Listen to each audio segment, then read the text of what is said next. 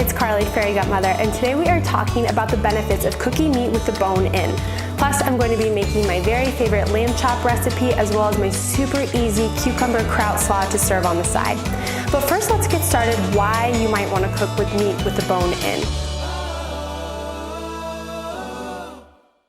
So for one reason, most people think that the bone gives the meat a tremendous amount of flavor. Also, there's a little bit of research that talks about some of the nutrients extracted from the bone into the meat when you're cooking, so the meat can be a little bit more nutrient dense as well. My personal favorite is that you can take the bones afterwards and make a nourishing and nutrient dense bone broth. So let's talk about the different kinds of cuts of meat that you can use with the bone in. Right here I have this amazing assortment of meats from US Wellness Meats. These are all grass-fed, no hormones or antibiotics, so they're going to be a lot more flavorful and better for you at the end of the day.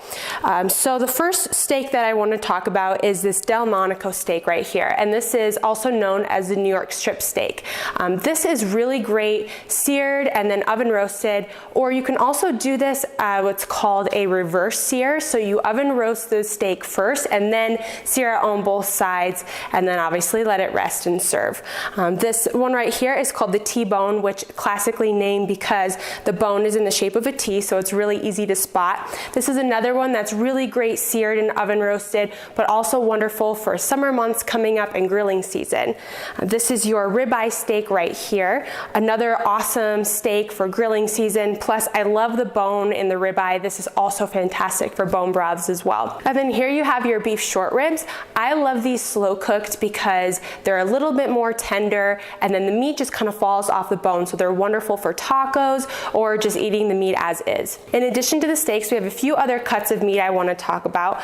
We have pork chops right here, which I'm a huge fan of cooking pork chops on the grill, especially during the summer when the peaches are in season. I love to lightly grill the peaches and then serve those on side of the pork chops, and it's delicious.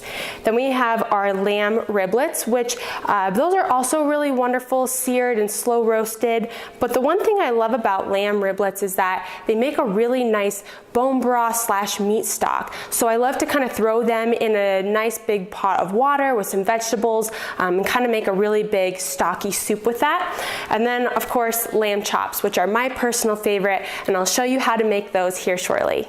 So the first thing that we want to do is we want to turn on our stove to high and get this heated. Then you're going to want to take a paper towel and just lightly press on the lamb chops, pat them dry. And then while this is heating, we can start to add our ghee. So I have about a couple tablespoons of ghee here that I'm going to add and get this melted. And I use ghee because it generally has a higher smoke point. So any type of saturated fat is better for all your high temperature cooking and frying. So that's ghee, grass-fed butter, coconut oil, and generally any kind of animal fat. So we're going to let this ghee cook down here, and then I'm going to season the lamb chops with a little bit of sea salt and black pepper. Make sure you get both sides. And you can use any kind of herb or seasoning that you want to use here. I just love lamb chops, and sometimes I think the simpler the better.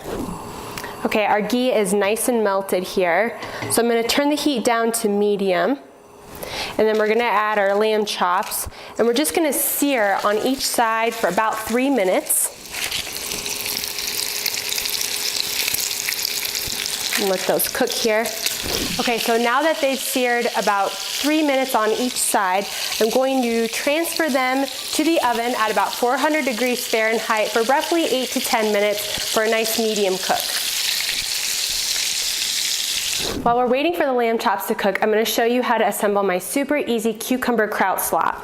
So the first thing is I have about 1.5 cups of just regular sauerkraut. And sauerkraut is also great for gut health because it's super high in that probiotic content, so that beneficial bacteria that lines the gut, that's what we're looking for. So we add our kraut to a bowl, and then I've just thinly sliced up some red onions.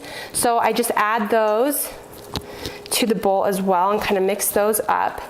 And then I've started grating a little bit of cucumber here, so finish that up. You want probably about a cup or a half a cup of grated cucumber, depending on how much you're making. But we will add this cucumber to the slaw. And then I have about a tablespoon of celery seed. And then I'm gonna add a little bit of that sea salt and black pepper.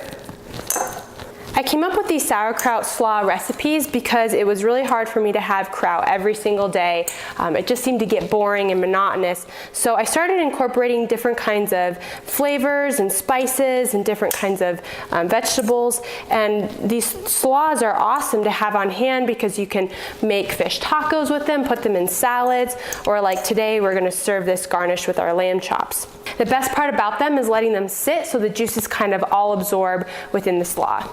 Okay, so now our lamb chops are all set. I just pulled them out of the oven and they look and smell delicious. So we're gonna let these rest for a minute. I'm gonna assemble the plate. So I'm gonna put a scoop of our sauerkraut slaw on the side here. This is wonderful. And then we're going to add our lamb chops. And I like to kind of get a little bit of the grease from the pan on there as well. And we'll season with just a little bit of fresh thyme. I think thyme and lamb is just such an amazing combination. So add that on there. And then last but not least, put a little bit of extra that sea salt and black pepper. So I'll just finish it off with a little bit of goat's milk feta, my personal favorite.